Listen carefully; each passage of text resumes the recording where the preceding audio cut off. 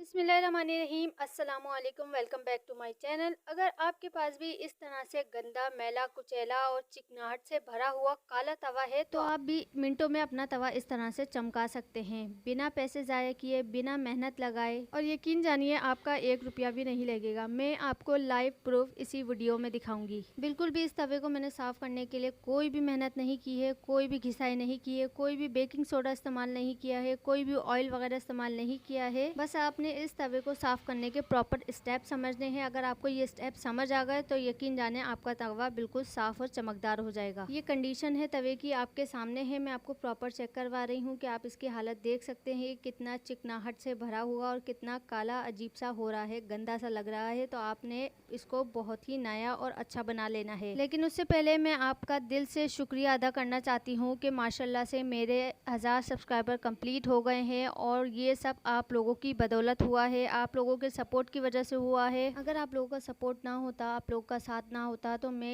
इस हद तक ना पहुंच पाती। मेरे 1000 सब्सक्राइबर किसी कीमत पर पूरे नहीं हो पाते। लेकिन आप लोगों का बहुत बहुत शुक्रिया, आप लोगों का दिल से मैं बहुत शुक्रिया अदा करती हूँ। चलिए तो वीडियो स्टार्ट करते हैं हम अपनी कि हमने किस तरह से अपना तवा साफ़ किया है। हमने बिल्कुल भी मेहनत नहीं करनी है, बस आपने मेरी ये ट्रिक समझ लेनी है। आपने जो तवे को है वो हाई फ्लेम पर रख देना है। एक साइड पे, जिस साइड पे जो तेज़ आंच पड़ रही हो आपने उस साइड पे तवे को रख देना है। जब आप इस तरह से करेंगे तो तवा अच्छी तरह से हीटअप हो जाएगा। लेकिन आपने इसकी आखिरी ट्रिक समझ लेनी है कि इसको किस तरह से बिल्कुल प्रॉपर तरीके से साफ़ करना है। अब आपके सामने है कि एक जगह जहाँ पे अच्छी खासी हीट पड़ रही थी तो ये ऊपर से बहुत ज़्यादा साफ़ और क्लीन हो गया है। बस जहाँ से ये साफ़ होता जाए आपने इसकी साइड चेंज करते जानी है। इसका जो हाई फ्लेम होगा जिसकी वजह से तवा खुद ब खुद साफ़ होता रहेगा, आपको बिल्कुल भी मेहनत करने की ज़रूरत नहीं पड़ेगी और 20 से 25 मिनट में आपका तवा जो है बिल्कुल साफ़ हो जाएगा। लेकिन आपने एक बात की गलती नहीं करनी जो मैं आपको आगे चल के बताऊंगी। अब आपके सामने है हमारा तवा कितना ज़्यादा साफ़ और क्लीन हो गया है। लेकिन हमने इसमें ना बेकिंग सोडा, ना किसी किस्म का डिटर्जेंट, ना किसी किस्म का काला तेल, कुछ नहीं इस्तेमाल किया। बस हमने इसे हाई फ्लेम पे रखा है और आपके सामने है।